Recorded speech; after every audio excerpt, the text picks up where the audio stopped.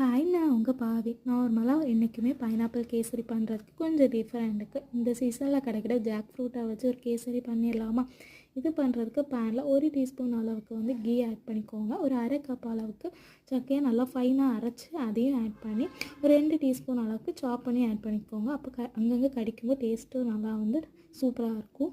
அதுக்கப்புறம் 1 கப் அளவுக்கு நல்லா ரவையை நெய்யில் வறுத்து அதையுமே இது கூட ஆட் பண்ணி நல்லா மிக்ஸ் பண்ணதுக்கு அப்புறமா 1 கப் ரவைக்கு 3 கப் அளவுக்கு தண்ணி கரெக்டாக இருக்கும். அவ்வளோத்தையும் ஆட் பண்ணிக்கோங்க.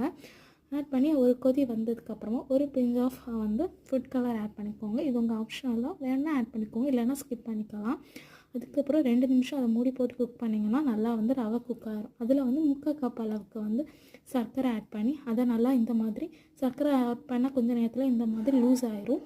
இதுக்கப்புறமா ஸ்டவ் ஆஃப் பண்ணிவிட்டு கொஞ்சமாக கீயும் தாளிச்ச முந்திரியும் ஆட் பண்ணி சர்வ் பண்ணி பாருங்கள். டேஸ்ட்டுக்கு